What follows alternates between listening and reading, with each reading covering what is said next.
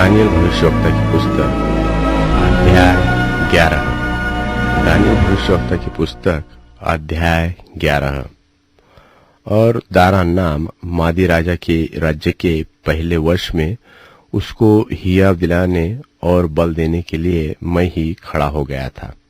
और अब मैं तुझको सच्ची बात बताता हूँ कि फारस के राज्य में अब 3 और राजा उठेंगे, और चौथा राजा उन सबों से अधिक धनी होगा। और जब वह धन के कारण सामर्थ्य होगा, तब सब लोगों को यूनान के राज्य के विरुद्ध उभारेगा। उसके बाद एक पराक्रमी राजा उठकर अपना राज्य बहुत बढ़ाएगा और इच्छा के अनुसार काम किया करेगा।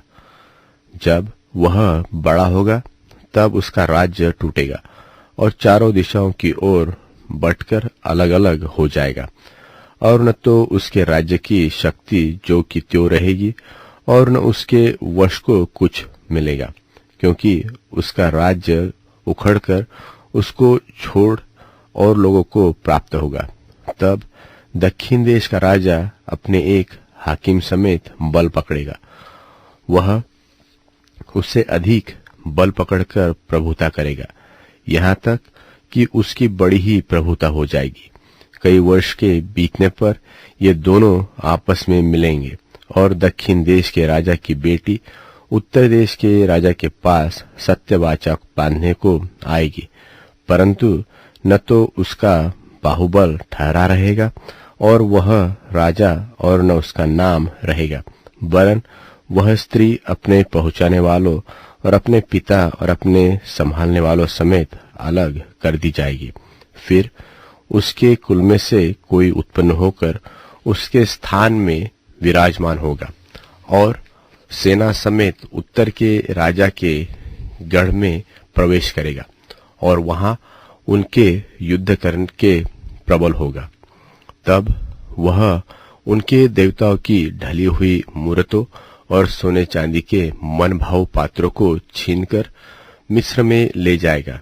इसके बाद वह कुछ वर्ष तक उत्तर देश के राजा की ओर से हाथ रोके रहेगा।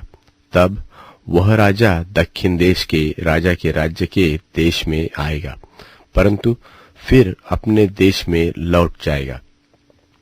तब उसके पुत्र झगड़ा मचाकर बहुत से बड़े बड़े दल इकट्ठे करेंगे। तब वह उबलने वाली नदी की नाई आकर देश के बीच होकर जाएगा, फिर लौटता हुआ अपने गढ़ तक झगड़ा मचाता जाएगा। तब दक्षिण देश का राजा चिढ़ेगा और निकलकर उत्तर देश के उस राजा से युद्ध करेगा, और यह राजा लड़ने के लिए बड़ी भीड़ भाड़ इकट्ठी करेगा, परंतु वह भीड़ उसके हाथ में कर दी जाएगी। उस भीड़ को दूर करके उसका मन फूल उठेगा और वह लाखों लोगों को गिराएगा, परंतु तो भी प्रबल न होगा, क्योंकि उत्तर देश का राजा लौटकर पहली से भी बड़ी भीड़ इकट्ठी करेगा, और कई दिनों वरन वर्षों के बीतने पर वह निश्चय बड़ी सेना और धन लिए हुए आएगा। और उन दिनों में बहुत से लोग दक्षिण देश के राजा के विरुद्ध उठेंगे, वरन तेरे लोगों में से भी बलात्कारी लोग उठ खड़े होंगे, जिससे इस दर्शन की बात पूरी हो जाएगी, परंतु वे ठोकर खाकर गिरेंगे। तब उत्तर देश का राजा आकर किला बांधेगा और दृढ़ नगर ले लेगा, और दक्षिण देश के न तो प्रधान खड़े रहेंगे और न बड़े बड़े वीर, न किसी को खड़े रहने का बल होगा। तब उनके विरुद्ध जो भी आएगा वह अपनी इच्छा पूरी करेगा, और उसका सामना करने वाला कोई न रहेगा, वरन वह हाथ में सत्यानाश लिए हुए शिरोमणि देश में भी खड़ा होगा। तब वह अपने राज्य के पूर्व बल समेत कई सीधे लोगों को संग लिए हुए आने लगेगा, और अपनी इच्छा के अनुसार काम दिया करेगा। और उसको एक स्त्री इसलिए दी जाएगी कि बिगाड़ी जाए, परंतु वह स्थिर न रहेगी, न उस राजा की होगी। तब वह द्वीपों की ओर मुंह करके बहुतों को ले लेगा, परंतु एक सेनापति उसकी हुई नामधराई को मिटाएगा, वरन पलटाकर उसी के ऊपर लगा देगा। तब वह अपने देश के गढ़ों की ओर मुंह फेरेगा और वहां ठोकर खाकर गिरेगा और उसका पता कहीं न रहेगा। तब उसके स्थान में ऐसा कोई उठेगा जो शिरोमणि राज्य में बरबस करने वाले को घुमाएगा, परंतु थोड़े दिन बीतने पर वह क्रोध व युद्ध किए बिना नाश हो जाएगा।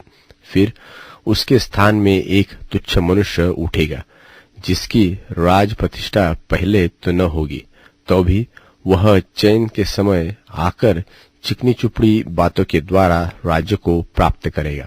तब उसकी भुजारूपी बाढ़ से लोग, वरन वाचा का प्रधान भी उसके सामने से बहकर नाश होंगे, क्योंकि वह उसके संग वाचा बांधने पर भी छल करेगा और थोड़े ही लोगों को संग लिए हुए चढ़कर प्रबल होगा। चैन के समय वह प्रांत के उत्तम से उत्तम स्थानों पर चढ़ाई करेगा और जो काम न उसके पुरखा और न उसके पुरखाओं के पुरखा करते थे उसे वह करेगा और लूटी छीनी धन संपत्ति उनमें बहुत बांटा करेगा और वह कुछ काल तक दृढ़ नगरों के लेने की कल्पना करता रहेगा। तब दक्षिण देश के राजा के विरुद्ध बड़ी सेना लिए हुए अपने बल और हियाव को बढ़ाएगा और दक्षिण देश का राजा अत्यंत बड़ी और सामर्थ्य सेना लिए हुए युद्ध तो करेगा, परंतु ठहर न सकेगा, क्योंकि लोग उसके विरुद्ध कल्पना करेंगे, वरन उसके भोजन के खाने वाले भी उसको हरवाएंगे। और यद्यपि उसकी सेना बाढ़ की नाई चढ़ेगी तो भी उसके बहुत से लोग मर मिटेंगे। तब उन दोनों राजाओं के मन बुराई करने में लगेंगे, यहाँ तक कि वे एक ही मेज पर बैठे हुए भी आपस में झूठ बोलेंगे और इससे कुछ बनना पड़ेगा, क्योंकि इन सब बातों का अंत नियत ही समय में होने वाला है। तब उत्तर देश का राजा बड़ी लूट लिए हुए अपने देश को लौटेगा और उसका मन पवित्र वाचा के विरुद्ध उभरेगा और वह अपनी इच्छा पूरी करके अपने देश को लौट जाएगा। नियत समय पर वह फिर दक्षिण देश की ओर जाएगा, परंतु उस अगली बार के समान इस बार भी उसका वश न चलेगा, क्योंकि कित्तियों के जहाज उसके विरुद्ध आएंगे। इसके लिए वह उदास होकर लौटेगा और पवित्र वाचा पर चिढ़कर अपनी इच्छा पूरी करेगा और लौटकर पवित्र वाचा के तोड़ने वालों की सुधि लेगा। तब उसके सहायक खड़े होकर दृढ़ पवित्र स्थान को अपवित्र करेंगे और नित्य होमबलि को बंद करेंगे और उजाड़ने वाली घृणित वस्तु को खड़ा करेंगे। और जो लोग दुष्ट होकर उस वाचा को तोड़ेंगे उनको वह चिकनी चुपड़ी बातें कहकर भक्तिहीन कर देगा, परंतु जो लोग अपने परमेश्वर का ज्ञान रखेंगे वे हियाव बांधकर बड़े काम करेंगे और लोगों के सिखाने वाले जन बहुतों को समझाएंगे, परंतु तलवार से छींचकर और आग में जलकर और बंधुए होकर और लूटकर बहुत दिन तक बड़े दुख में पड़े रहेंगे। जब वे दुख में पड़ेंगे तब थोड़ा बहुत संभलेंगे तो सही, परंतु बहुत से लोग चिकनी चुपड़ी बातें कह कर उनसे मिल जाएंगे। फिर सिखाने वालों में से कितने ही गिरेंगे और इसलिए गिरने पाएंगे कि जांचे जाए और निर्मल और उजले किए जाए। यह दशा अंत के समय तक बनी रहेगी, क्योंकि इन सब बातों का अंत नियत ही समय में होने वाला है। तब वह राजा अपनी ही इच्छा के अनुसार काम करेगा और सारे देवताओं के ऊपर अपने को ऊंचा और बड़ा ठहराएगा, वरन सब देवताओं के ऊपर जो परमेश्वर है उसके विरुद्ध भी अनोखी बातें कहेगा। और जब तक परमेश्वर का क्रोध शांति न हो जाए तब तक उस राजा का कार्य सफल होता रहेगा, क्योंकि जो कुछ निश्चय करके ठाना हुआ है वह अवश्य ही पूरा होने वाला है। फिर वह अपने पुरखाओं के देवताओं की भी चिंता न करेगा और न तो स्त्रियों की प्रीति की कुछ भी चिंता करेगा, न किसी देवता की, वरन वह सबों के ऊपर अपने ही को बड़ा ठहराएगा और वह अपने राजपद पर स्थिर रहकर दृढ़ गढ़ोही के देवता का सम्मान करेगा, अर्थात एक देवता का जिसे उसके पुरखा न जानते थे।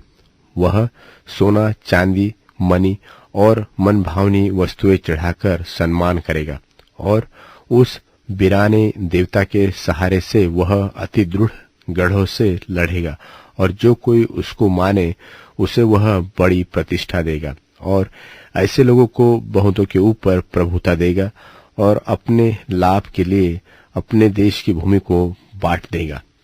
अंत के समय दक्षिण देश का राजा उसको सिंग मारने तो लगेगा, परंतु उत्तर देश का राजा उस पर बवंडर की नाई बहुत से रथ सवार और जहाज संग लेकर चढ़ाई करेगा। इस रीति वह बहुत से देशों में फैल जाएगा और यो निकल जाएगा, वरन वह शिरोमणि देश में भी आएगा और बहुत से देश तो उजड़ जाएंगे, परंतु एदोमी, मोआबी और मुख्य मुख्य अम्मोनी, इन जातियों के देश भी उसके हाथ से बच जाएंगे। वह कई देशों पर हाथ बढ़ाएगा और मिस्र देश न बचेगा, वरन वह मिस्र के सोने चांदी के खजानों और सब मनभावनी वस्तुओं का स्वामी हो जाएगा और लूबी और कुशी लोग भी उसके पीछे हो लेंगे। उसी समय वह पूरब और उत्तर दिशाओं के से समाचार सुनकर घबराएगा। तब बड़े क्रोध में आकर बहुतों को सत्यानाश करने के लिए निकलेगा और वह दोनों समुद्र के बीच पवित्र शिरोमणि पर्वत के पास अपना राजकीय तंबू खड़ा कराएगा। इतना करने पर भी उसका अंत आ जाएगा और उसका सहायक कोई न रहेगा।